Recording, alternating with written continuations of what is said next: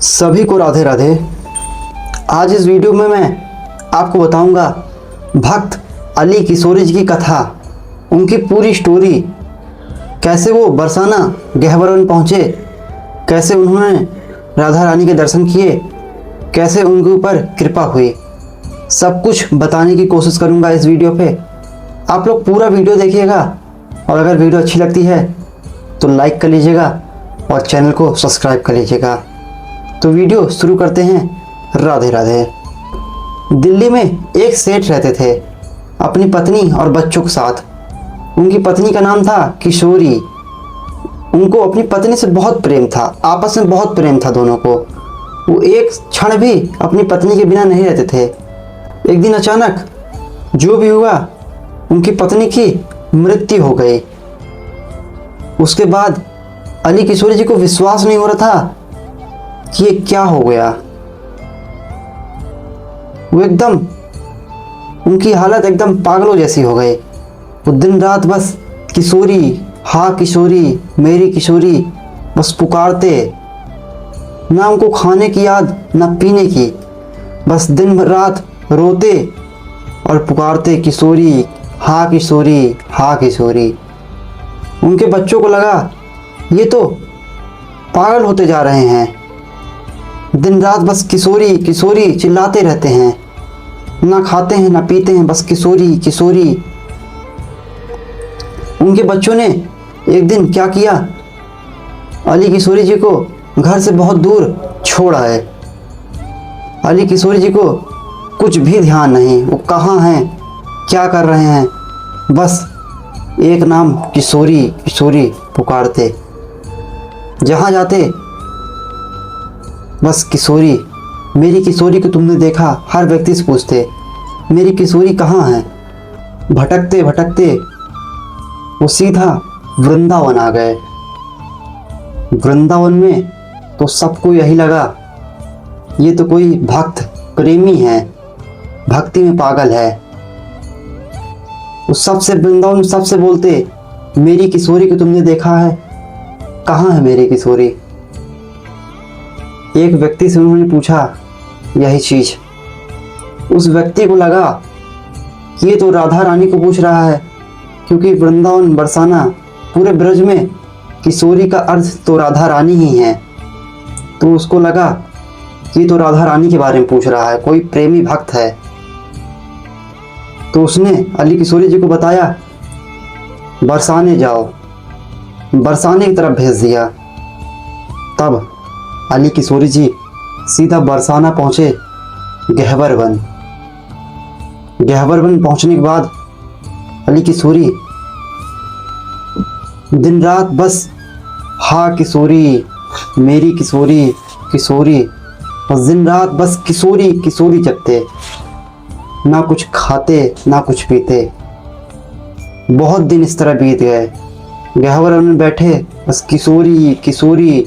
राधा रानी के कानों में उनकी करुण भरी पुकार एक दिन चली गई।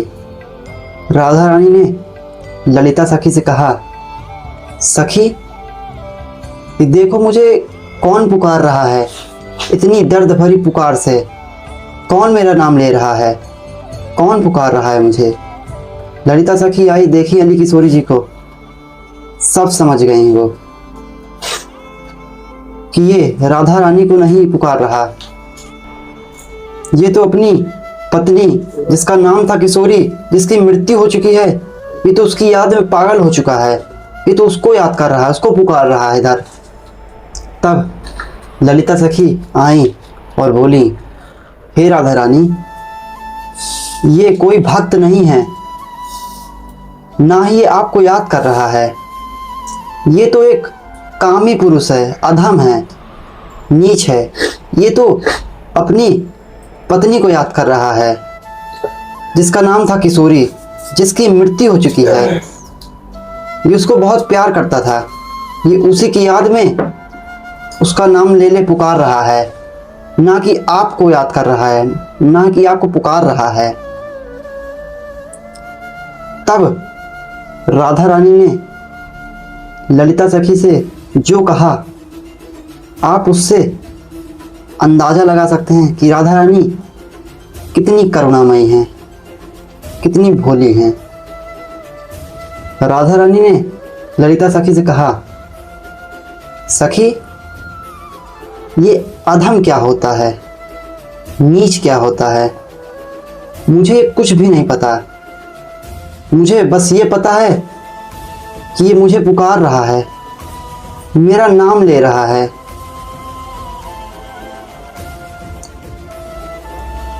राधा रानी ने ललिता सखी को समझाया भी, उनसे बोला कि सखी, किशोरी प्रथम नाम किसका था?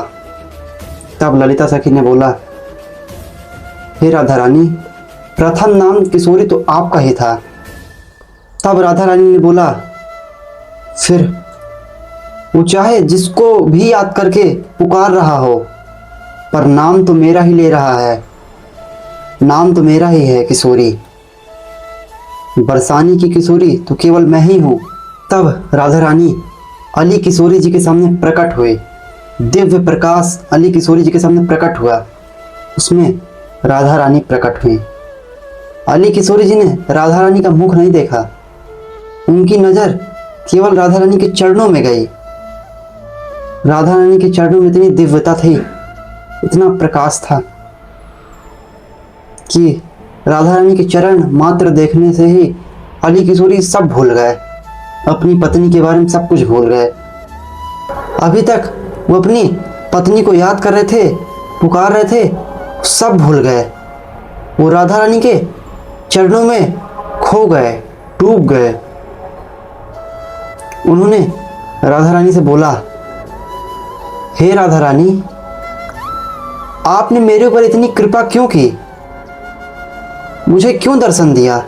ना मैंने अपने जीवन में कभी भजन किया, ना जप किया, कभी मैंने कुछ भी नहीं किया।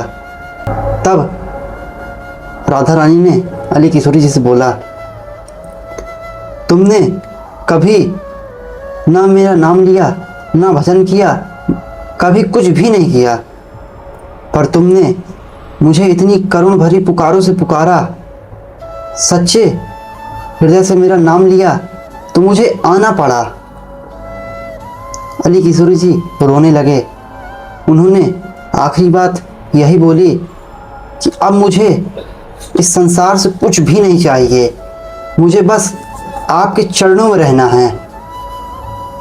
राधा रानी ने उनकी ये इच्छा पूरी की और अपने चरणों में स्थान दिया। तो यही थी भक्त अली किशोरी जी की कथा। मैं जितना विस्तार से बता सकता था उतनी कोशिश की।